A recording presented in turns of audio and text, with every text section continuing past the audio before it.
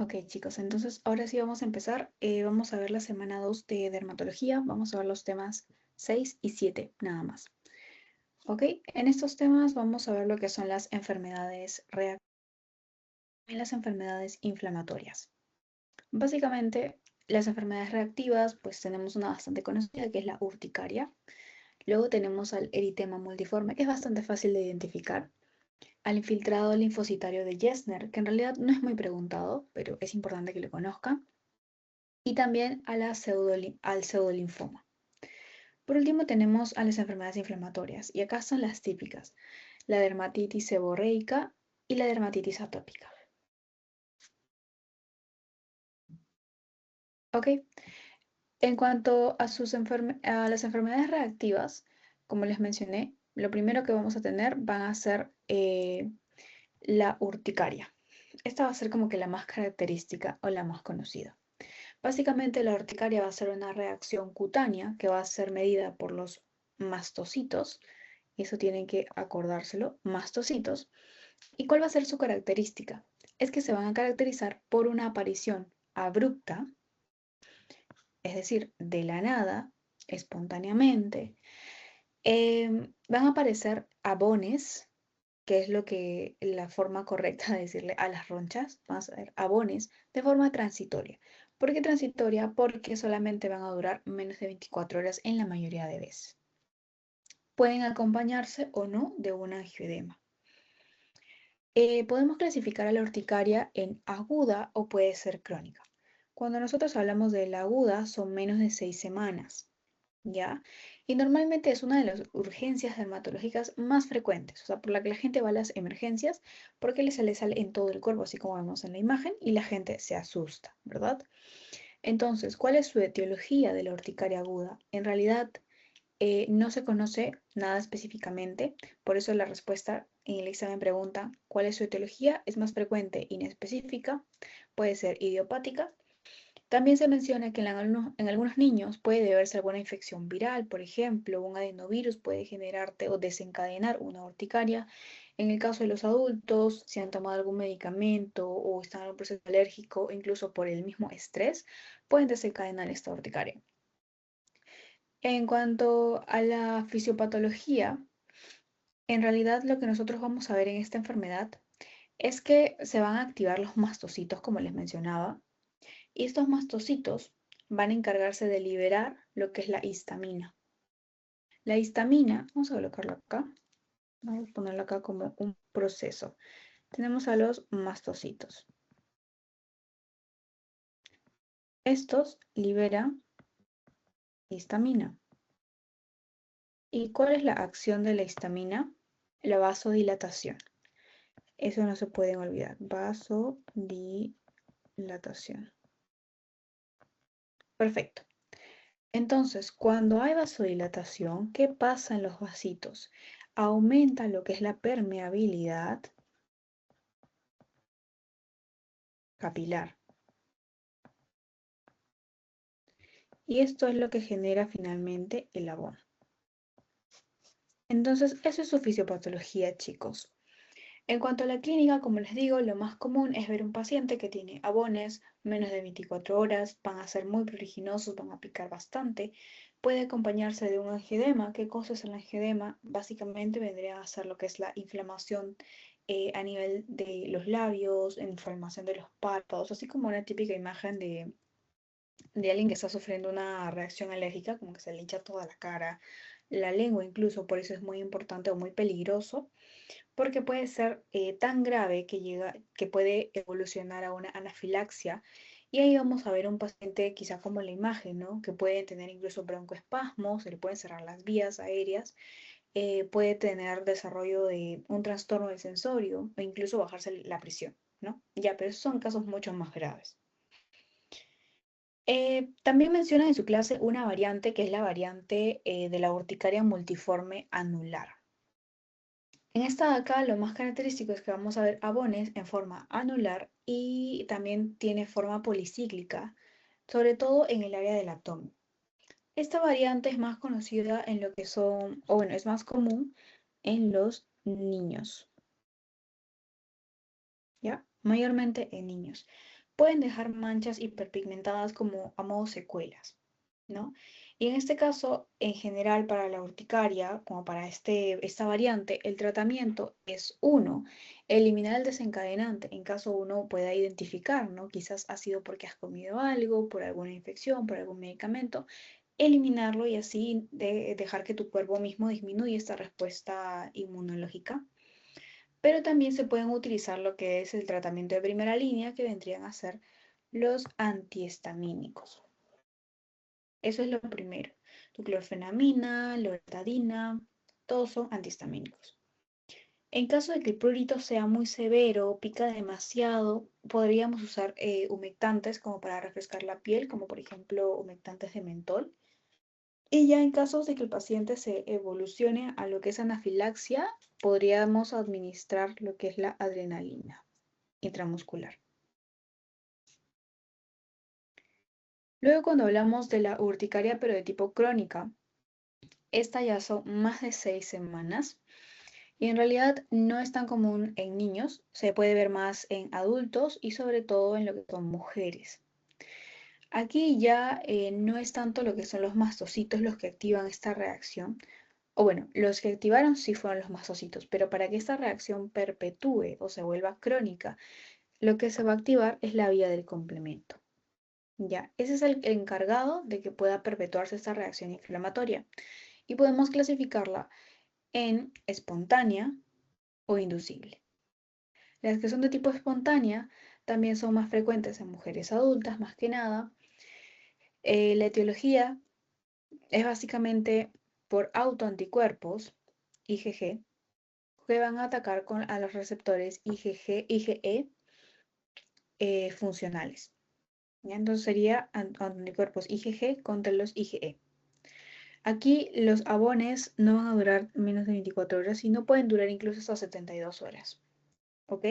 El tratamiento sigue siendo un antihistamínico como primera línea. Ya si es que no funciona, podríamos utilizar incluso ya anti-IgE, que es pues básicamente la etiología, y en esto ya utilizamos un omalizumab.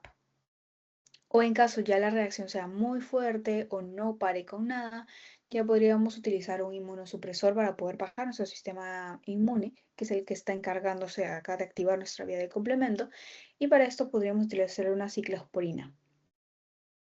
Ese es en el caso de la espontánea.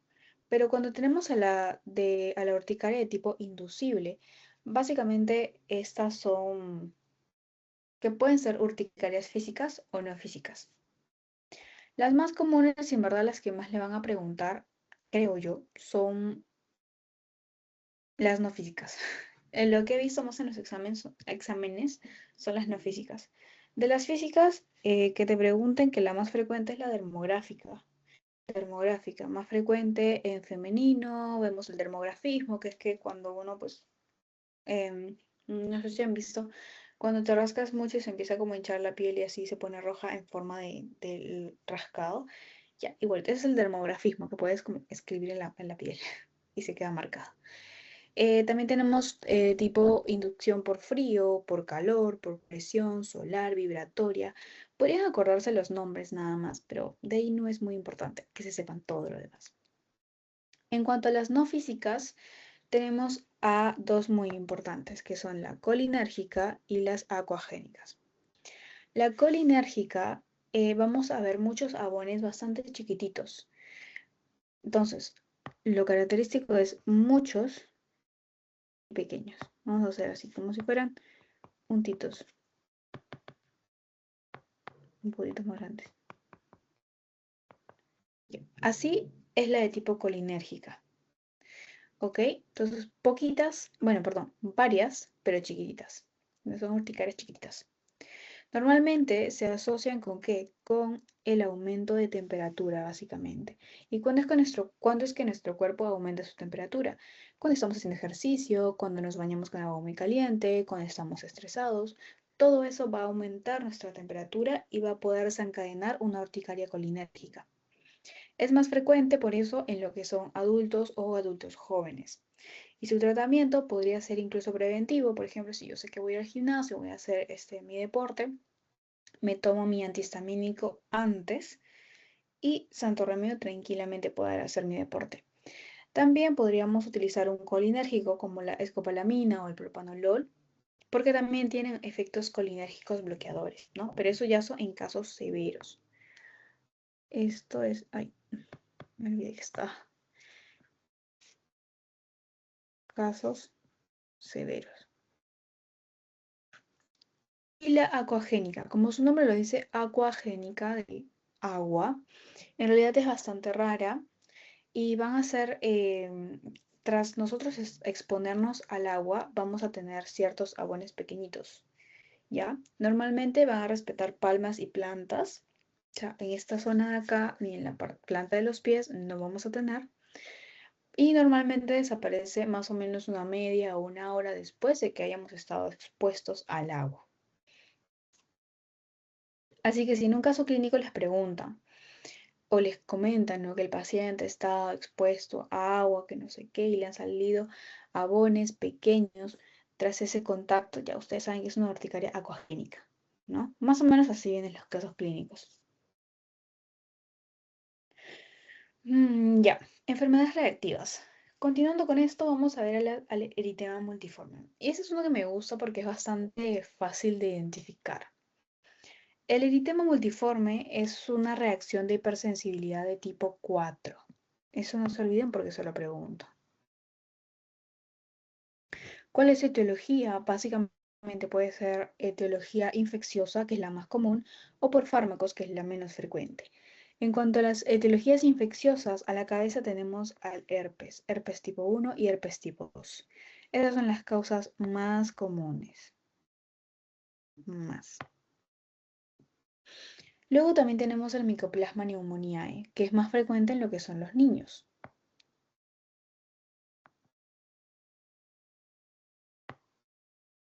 Y la clasificación. Eso es algo muy importante, chicos, porque así se los van a preguntar.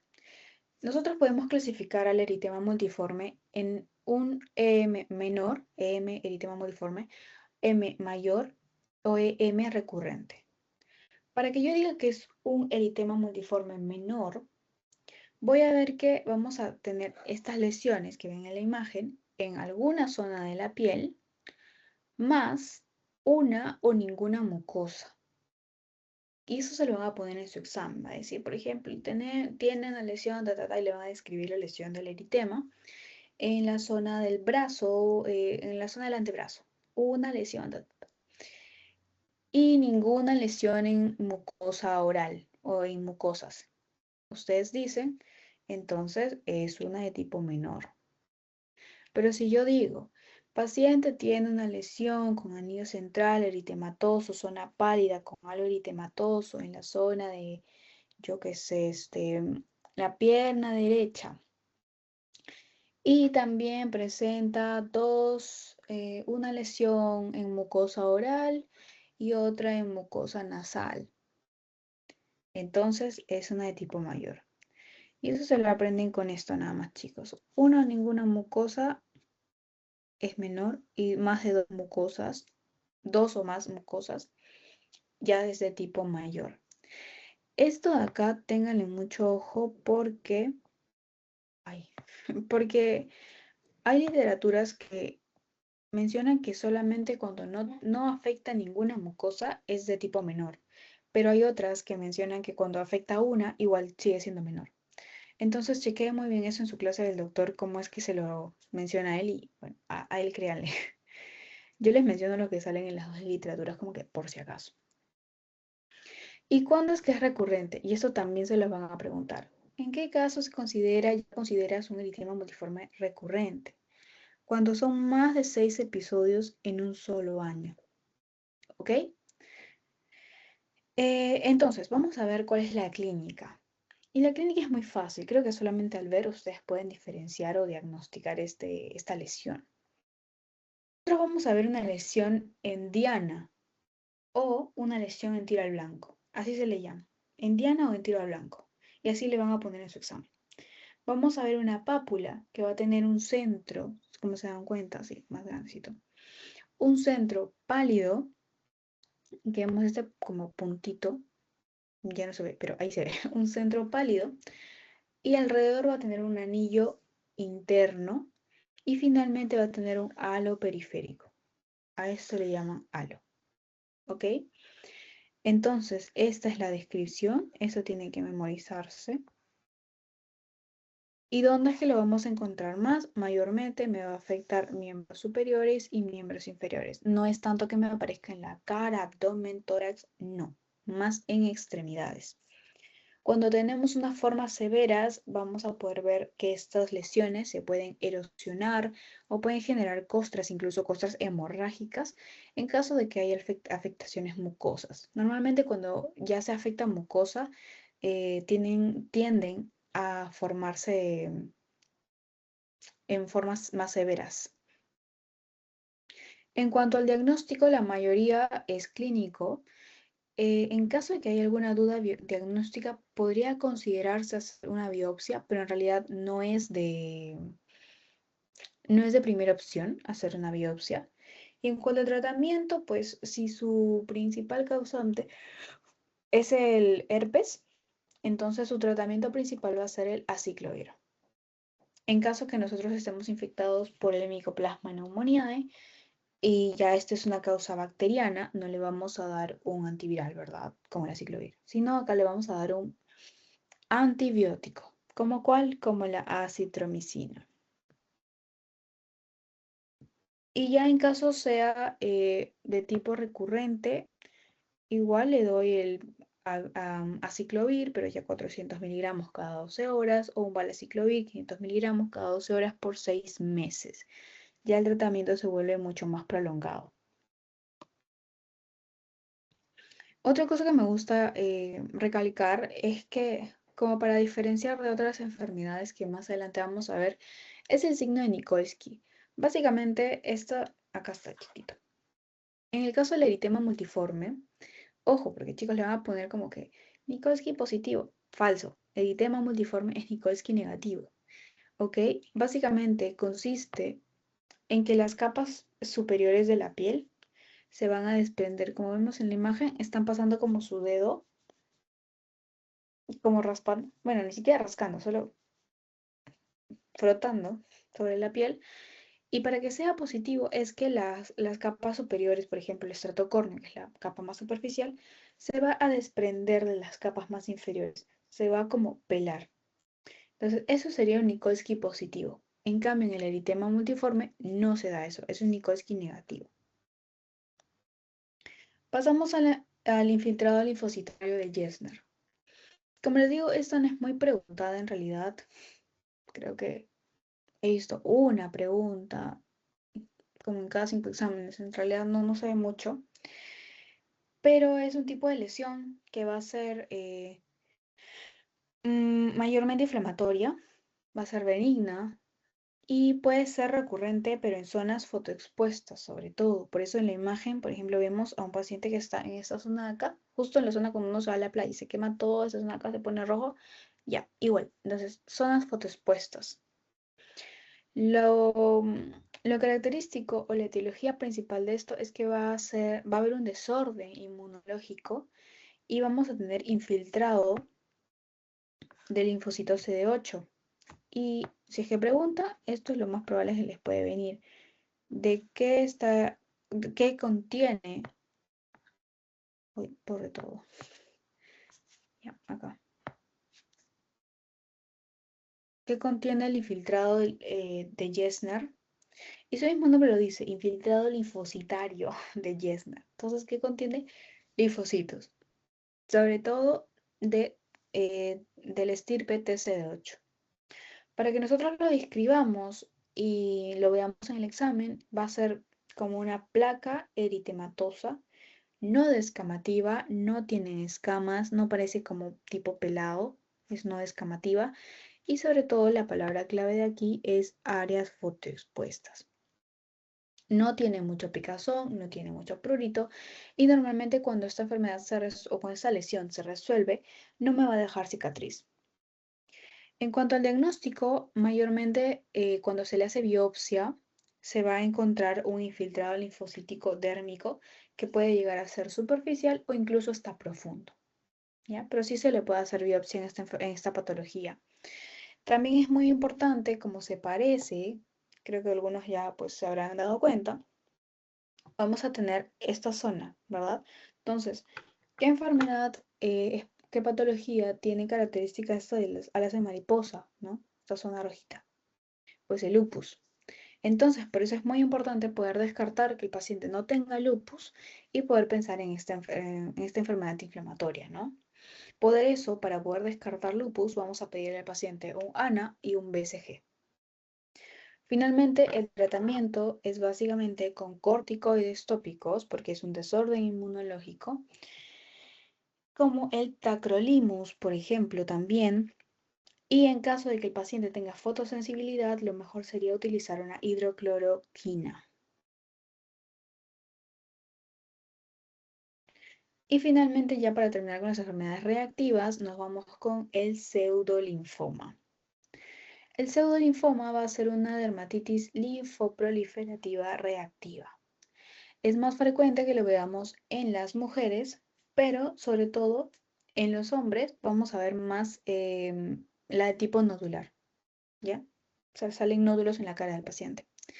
Se asocia mucho a qué enfermedad, al linfoma tipo B. Linfoma tipo B, muy frecuente en mujeres. Su causa puede ser por infecciones, por medicamentos, reacciones a tatuajes, reacciones a picaduras de insecto. Y en cuanto a la clínica, vamos a ver esta imagen. Esta sobre todo es la variante nodular, por eso como ven en la imagen, la señora tiene como un nódulo acá, nódulos, ¿no? Esa es la variante nodular.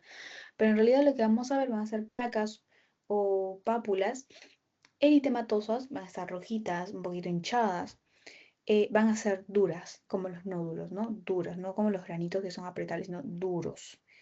Las lesiones en realidad no son dolorosas, pero sí son resistentes a la palpación, o sea, en realidad no me duelen cuando están así tranquilamente, pero si yo lo estoy manipulando, estoy tocándolo, pueden generar un poco de incomodidad.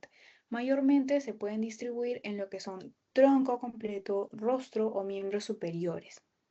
Entonces, de tronco para arriba. Tronco, rostro, miembros superiores.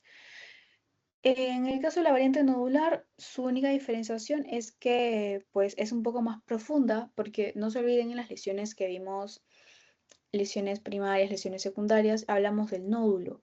Un nódulo se diferencia sobre todo de un quiste, por ejemplo, porque el nódulo era más profundo, podía llegar incluso a la hipodermis. Por eso la variante nodular es más profunda y más firme. Para que yo pueda diagnosticarlo, sí tengo que hacerle una biopsia y en la biopsia lo que voy a encontrar va a ser un infiltrado linfoide polimorfo. Eso es lo que voy a ver en la biopsia. Esto acá. Un montón de linfocitos, linfocitos, linfocitos, CD8 en todo el nódulo. También lo que puedo hacer es hacer una inmunistoquímica para poder descartar, porque como les digo, se asocia mucho a los linfomas. Entonces, para poder descartar que es un linfoma, le puedo hacer una inmunistoquímica. En cuanto al tratamiento, es eliminar también la causa desencadenante, aplicar corticoides tópicos, que es el tratamiento de elección, y opcional utilizar eh, imiquimod o tacrolimus en casos que ya sean muy persistentes.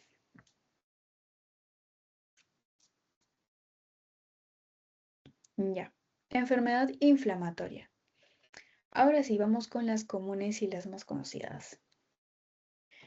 A ver, en las enfermedades inflamatorias iniciamos con la dermatitis atópica. Básicamente, la dermatitis atópica va a afectar más o menos a un 10 al 20% de los niños. Así que va a ser una enfermedad que se va a ver desde chiquito. Desde que el bebito está en 2, 3 años, ya se le empieza a ver que tiene atopías en la piel. ¿Puede aparecer en adultos? Sí, pero más o menos un 1 o 3%, o sea, casi nada a nivel mundial. Por eso se dice que la mayoría comienza en la infancia. Más o menos un aprox, casi el 85% de los niños, antes de que tengan 5 años, han desarrollado su dermatitis atópica. Entonces es más una enfermedad de la infancia. Puede predominar esta enfermedad en países que son industrializados, que tienen climas fríos y suele mejorar con la edad.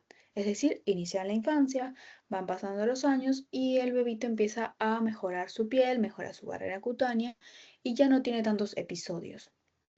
En cambio, hay otros casos en los que esta dermatitis atópica puede persistir o si no, puede haber un tiempo de silencio y al momento de la adultez puede reaparecer.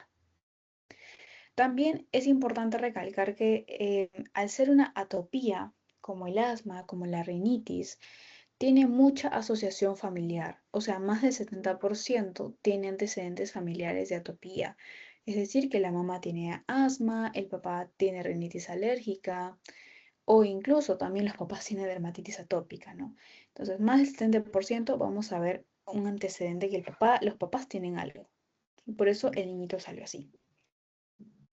Aquí es muy importante resaltar lo que es la distribución. Porque con eso responden su examen y segundo, porque con eso van a poder diagnosticar mejor y no confundirse con otras patologías que tienen otra ubicación.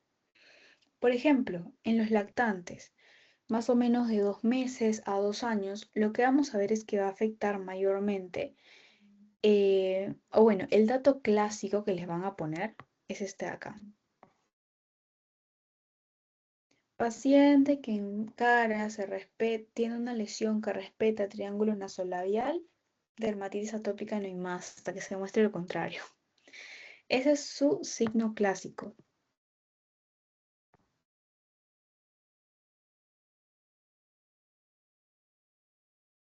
Ya, ese es el signo clásico. En realidad puede afectar lo que son mejillas, también el cuero cabelludo. Vamos a poder ver a los bebitos que parece que tuvieran como descamaciones en la cabeza, no tanto como como la caspa, sino un poquito más como costritas amarillentas. Entonces, eso es dermatitis atópica. En tronco también, en zonas extensoras, y eso también jamás lo olviden, chicos, porque también lo preguntan, zonas extensoras. No suele afectar los pliegues y normalmente puede acompañarse de una costra mielis láctea, pero ese es más típico de una dermatitis seborreica. Así que no lo tengan muy presente eso de la costra láctea. En cuanto a los escolares, más o menos de 2 años hasta los 12 años, ¿qué es lo característico? Las zonas de flexura. Desde que es adulto hasta que ya se vuelve, perdón, desde que es escolar hasta que ya cambia adulto, vamos a ver que afecta mayormente zonas de flexura. Por ejemplo, ¿dónde? La fosa antecubital, la fosa poplitea atrás de la rodilla, el cuello. También puede afectar a las muñecas, tobillos, a la cara lateral de los costados, cara lateral de las extremidades, ¿no? Entonces, esa es su característica. Fosa poplitea, antecubital e inguinal. Cuando ya es adulto, manos y pies. Eso es lo más común, encontrarlo en manos y pies. Pero, ¿cuál es lo llamativo de aquí?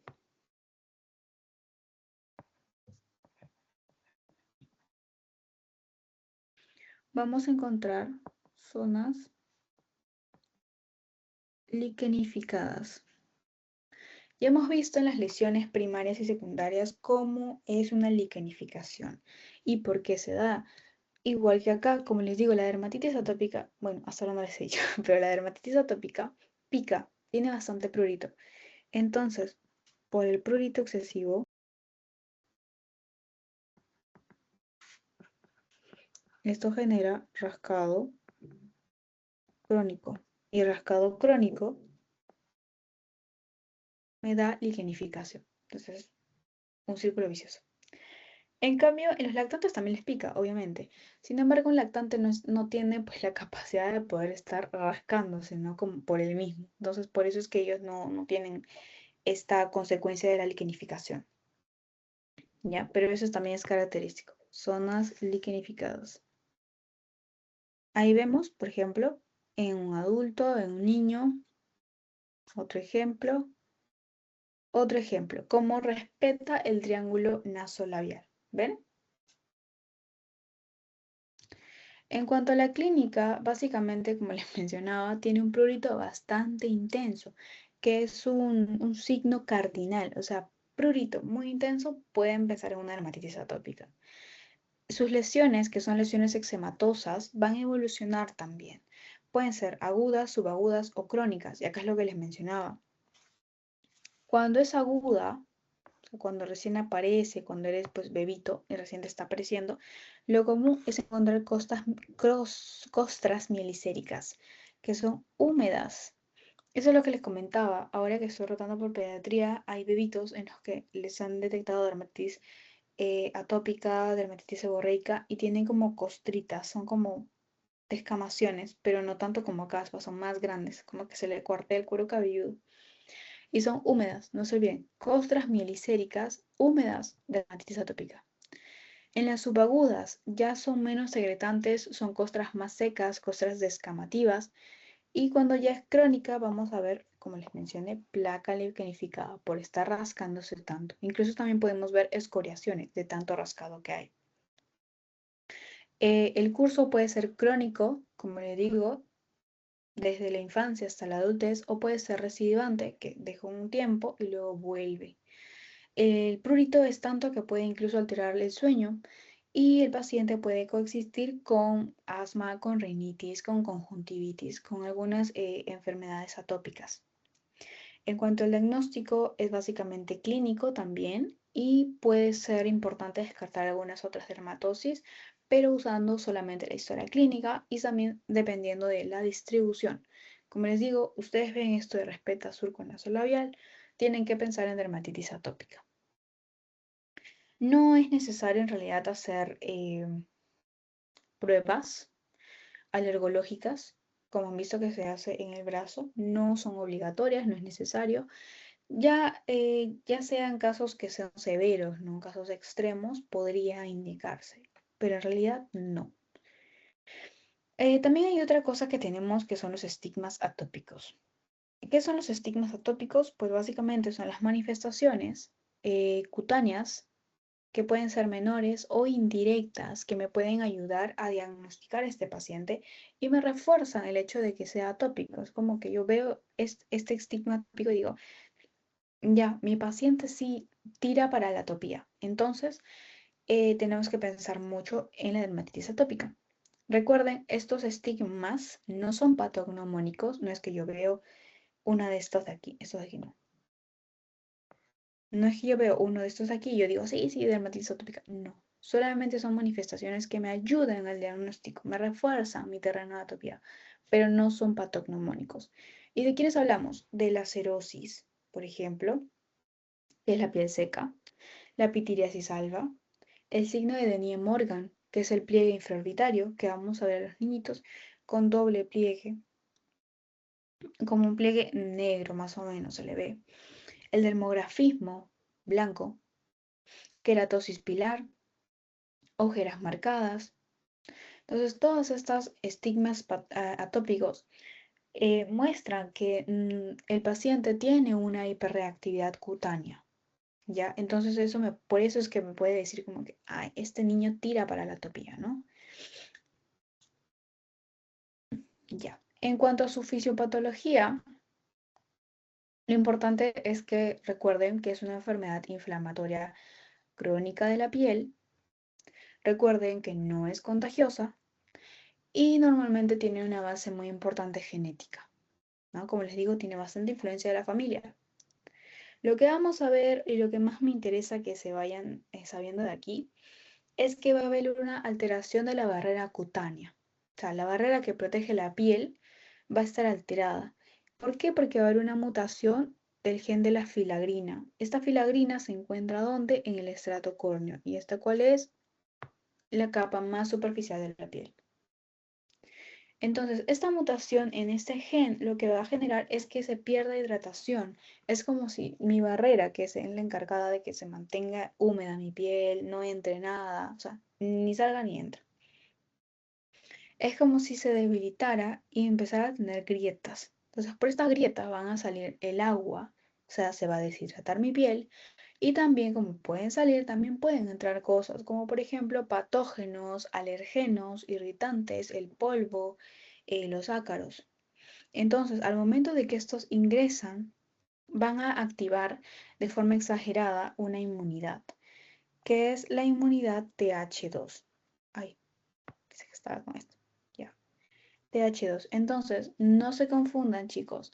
Aquí en la dermatitis atópica, el iniciante o el gatillante son los T helper de tipo 2. Estas me dan la enfermedad aguda, ¿ya? Porque en muchas enfermedades, la aguda es empezada por el T helper 1, pero en este caso es el T helper 2. Entonces, este T helper 2 va a producir lo que es la interleuquina 4, interleuquina 13 y otras también citoquinas inflamatorias. Entonces, también puede ocurrir lo que es una disbiosis cutánea. ¿Y esto qué quiere decir? Que va a haber un sobrecrecimiento de factores patógenos, como por ejemplo el Staphylococcus aureus, que va a empeorar la inflamación. También otro es que, como les digo, mi barrera se va a quedar como con huequitos. Ya no va a ser estrecha, sino va a tener defectos. Y esto es porque también se puede ver alterada la claudina 1. ¿Ok? Entonces, tenemos al T-helper 1, que es la que me da cronicidad en la enfermedad, y T-helper 2, que me da la enfermedad aguda. No se olviden esto porque eso también le pregunta. La interleuquina 31 se encarga de la picazón, es la que me da la picazón. Y la 22 es la que me da gravedad. ¿Y quiénes son los que producen estas interleuquinas? El T-helper 2.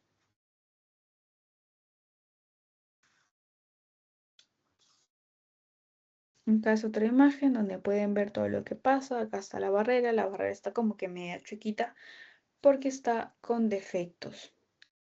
Barrera desestructurada, permeabilidad, sequedad.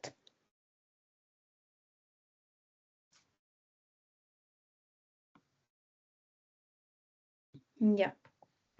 Entonces pasamos al tratamiento. Básicamente el tratamiento se divide en que si es para casos que son leves, moderados, solamente piel seca, tratamientos de brotes o casos que ya son muy severos. Primero siempre se tiene como principal, como pilar, la educación y la prevención. Esto quiere decir evitar los desencadenantes, sobre todo la lana, estar en espacios muy calientes, mucho sol, estar sudando, cierto tipo de jabones que son muy fuertes. Por eso también se les recomienda a estos pacientes atópicos que tengan duchas bastante cortas, con agua tibia, no tan caliente, y que no tengan en esas zonas donde tienen sobre todo esta dermatitis, no tiendan a rascarse ni a frotar porque eso empeora. Como segundo paso, vimos que estaba descompuesta o tenía defectos mi barrera cutánea. Entonces lo que yo voy a hacer es restaurarla. Eso quiere decir que tenemos que más o menos utilizar diariamente unos emolientes, es decir, cremas o ungüentos que no tengan perfume. Eso es súper fundamental para que nosotros podamos renovar nuestra barrera y pueda protegernos de manera natural.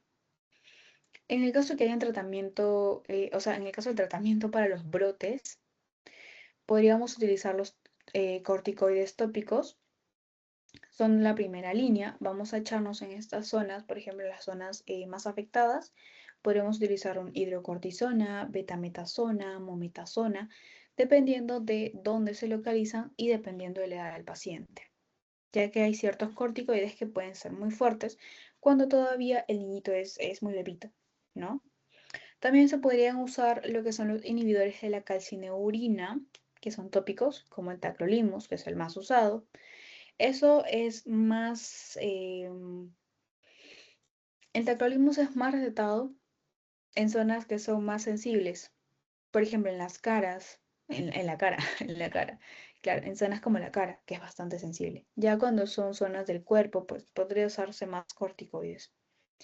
En caso de que el prurito pique demasiado, no me deje dormir, interfiera con mis actividades normales, se recomienda utilizar un antihistamínico. Loratadina, hidroxinina, cetiricina, clorfenamina, etc. En casos que sean moderados o ya muy severos, que no reaccionan con estos medicamentos, podríamos utilizar la fototerapia, ¿no? Ya nos iríamos a la fototerapia, VB. En otros casos podríamos utilizar unos inmunomoduladores a tipo sistémicos como la ciclosporina o el metotrexato que se utiliza para la artritis, claro, para la artritis, o ya utilizamos el dupilumab, que ya son anticuerpos monoclonales. No se olviden que los corticoides, por más que pues, puedan ayudar mucho, también tienen su lado malo y tienen efectos adversos, como pueden generar, en realidad lo que más preguntan es que puede generar atrofia, puede generar atrofia de la piel.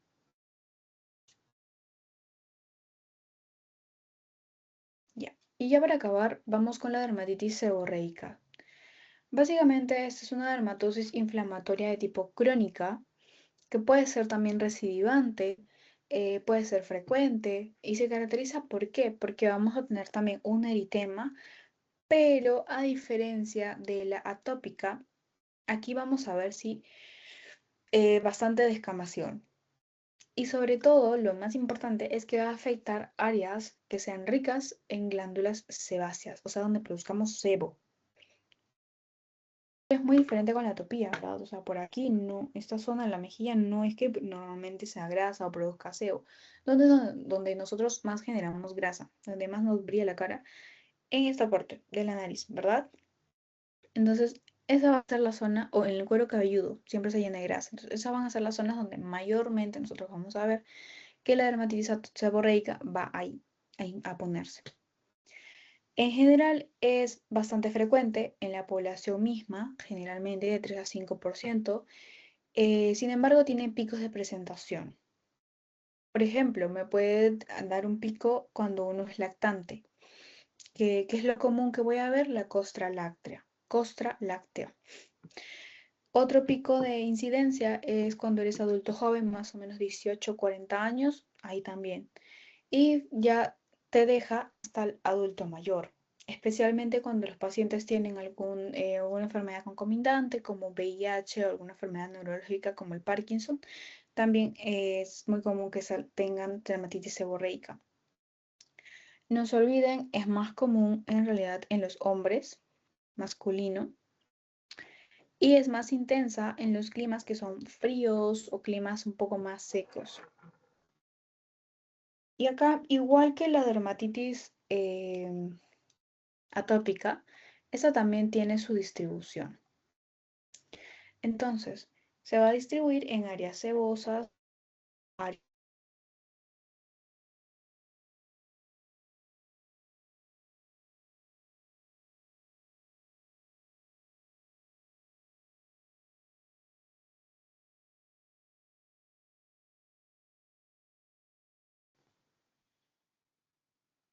Ya, creo que se fue el internet un rato. Ya. Entonces, en cuanto a su distribución, tenemos que el cuero cabelludo es uno de los principales donde lo vamos a ver. ¿Y en qué forma? En forma de caspa, en lactantes, lo que les mencionaba. En los lactantes vamos a ver como una costra láctea, que se va a ver como unas descamaciones, bastante como resequedades, amarillitas. Entonces, así se ven los lactantes. En la cara, sobre todo en el surco nasogeniano, en la parte de las cejas, en la parte de los párpados, ahí donde se produce sebo, vamos a verlo. En el tronco, en la región interescapular, external, conducto auditivo externo, en los pliegues, en las axilas, por ejemplo, en las ingles. En los lactantes mayormente se le ve en la zona del pañal y en los pliegues, por eso muchas veces se le puede confundir con una candidiasis. Y acá está lo que me interesa que sepan. Lactante, escolares y adultos. Lactante, costra láctea amarillenta. Listo. Costra láctea. Escolares, blefaritis. Blefaritis viene de párpado. Entonces, en los escolares más se les acumula esta descamación. Ya cuando lo vean en pediatría, ahí van a ver. A muchos niños del colegio vienen con los párpados con escamas. Entonces, eso es la blefaritis seborreica. En adulto ya esto afecta más que nada casi toda la cara, pliegue nasolabial, ay, ojeras, cabello, cejas, etcétera, etcétera. En cuanto a su patogenia, puede ser multifactorial en realidad. Lo que va a haber es una alteración de la glándula misma seborreica y esto va a generar una hiperseborrea. También puede generarse porque hay una respuesta inflamatoria anormal a un hongo. ¿Cuál es el hongo que causa la dermatitis seborreica? La Malassezia furfur. Este es el causante. Pero recuerden, uno de los causantes, porque en realidad es multifactorial. Entonces, la Malassezia furfur es una levadura que va a metabolizar el sebo. Y al metabolizar este sebo va a producir ácidos grasos, pero que son dañinos, como que son tóxicos e irritantes para la piel. Y eso es lo que desencadena esta enfermedad inflamatoria. Factores que nos predisponen: el hecho de estar en climas muy fríos, estar sobre mucho estrés, inmunosupresión como el VIH o enfermedades neurológicas como les mencionaba. Entonces, básicamente, para que puedan describirlo, es que van a ser placas eritematoescamosas, eso es importante, de escamación, mal delimitadas. Vamos a ver escamas que pueden ser finas, blancas, amarillentas, grasosas. Puede haber prurito, no es tan elevado, no es tan excesivo como en la dermatitis atópica. El prurito aquí es leve, moderado. Su curso es igual, crónico o recidivante. Y en lactantes, la forma severa pueden ser con lesiones húmedas en la parte de los pliegues. Entonces acá están sus causas para que lo chequeen: multifactorial, hiperseborrea, aumento de malacesia, estrés, medicamentos. Y acá es donde vemos la seborrea. En cuanto al diagnóstico, en realidad, chicos, es clínico, dependiendo de dónde vemos la localización de estas lesiones y cómo se ven. Y podemos tener un diagnóstico diferencial, como por ejemplo psoriasis, un lupus, una tiña, quizás, ¿no? Si vemos esa descamación, podemos pensar en tiña, candidiasis si la vemos en los pliegues. Ah, y en cuanto a su tratamiento, acá está. En cuanto a su tratamiento, en general es mejorar la higiene, tener una higiene bastante suave, evitar los irritantes.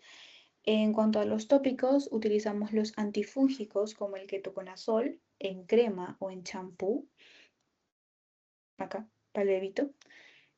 Utilizamos también corticoides tópicos, pero de baja potencia, como la hidrocortisona. En caso de que tengas brotes activos, te echas tu cremita en esa zona. También puedes utilizar los tacrolimus. No se olviden, tacrolimus es más que nada para pieles más sensibles o zonas sensibles, cara, párpados. O también pueden usar un champú medicado de ketoconazol. Ya, hora de practicar.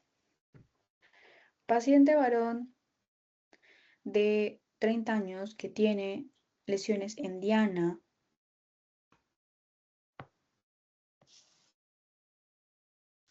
lesiones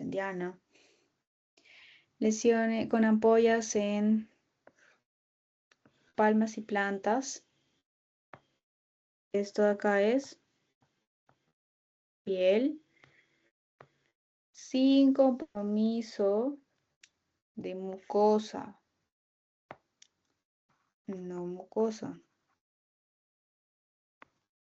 Y Nikolsky negativo. ¿Cuál es el mejor diagnóstico? Facilito. Urticaria, no. Pénfigo, no. Necrólisis, no. Entonces, obviamente es muy claro, es un EM. Pero ahora vemos, ¿es menor o es mayor? Mayor era cuando era piel más dos o más mucosas.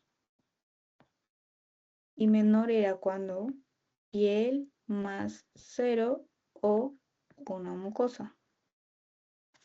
En este caso, me dice que no hay compromiso de mucosa, o sea, cero mucosas. Entonces, este es un eritema multiforme de tipo menor. Referente a las zonas topográficas en las que se presenta la dermatitis seborreica, marque cuál es lo correcto. En el adulto mayor, en los ancianitos, ¿vemos costra láctea? No. Guíense con láctea de leche, de que los bebitos toman leche. Entonces son lactantes, láctea de lactantes. El lactante compromete cuero cabelludo y áreas de intertrigo.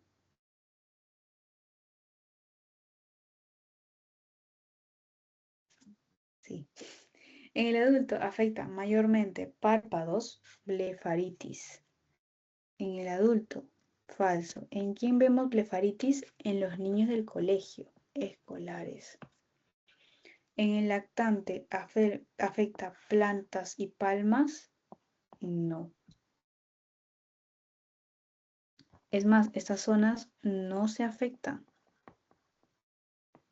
¿Por qué? Porque la dermatitis seborreica afecta zonas que tienen sebo.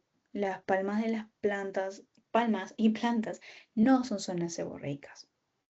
Y finalmente, en el lactante se presenta compromiso de tórax, dermatitis petaloide, no. No existe, no hay. Entonces, esta es la respuesta.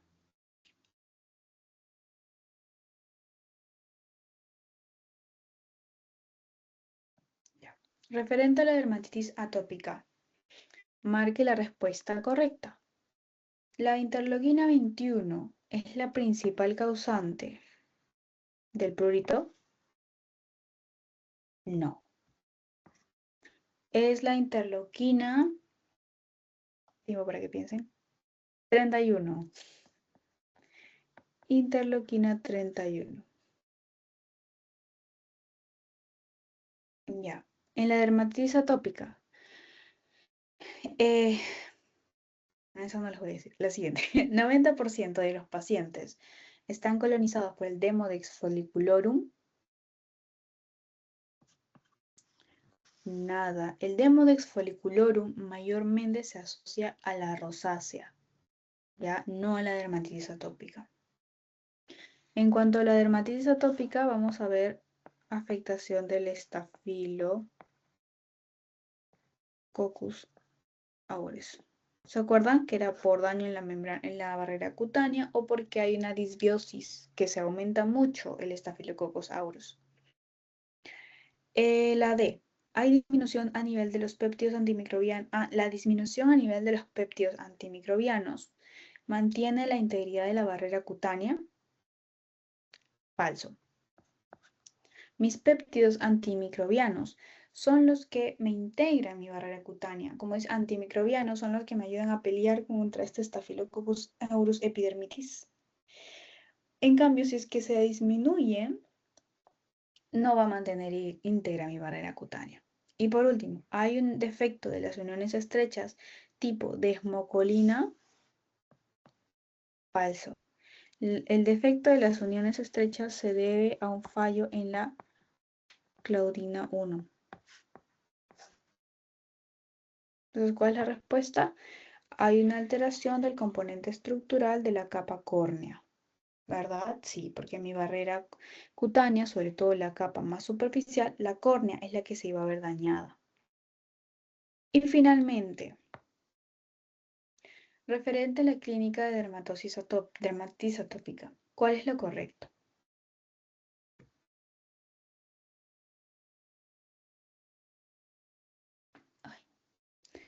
En la dermatitis atópica del lactante, vamos a ver costra láctea.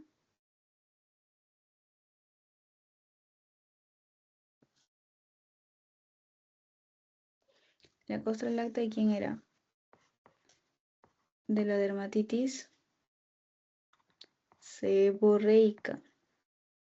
Sí se ven lactantes, pero en la seborreica, no se confundan. En la dermatitis escolar hay compromiso de cara, cuello y superficies extensoras. No. Desde que es escolar hasta que es adulto ya afecta zonas flexoras. Extensoras más es en lactantes. En el escolar, el principal compromiso es manos y pies. No, eso es en el adulto. Y finalmente, en el lactante hay compromiso de flexuras. Tampoco. Flexuras, recuerden, escolares y adultos. Lactantes, extensoras. ¿La respuesta cuál es? La B. Facilito. En la dermatitis atópica, en el lactante, acá se equivocaron en la pregunta porque les faltó como que en el lactante. Mejilla y se respeta el triángulo nasolabial. Bueno, en realidad no es tanto el lactante, es en general, pero sí. Entonces, sí, en general, ¿hay compromiso de mejillas? Sí. ¿Se respeta el triángulo nasolabial? Sí. Entonces, no se vayan a confundir la dermatitis atópica versus la seborreica. Distinta. ¿Ok, chicos? Entonces, ya con eso terminamos esta semana 2. Les voy pasando, ¿cómo se llama esto? El post-test.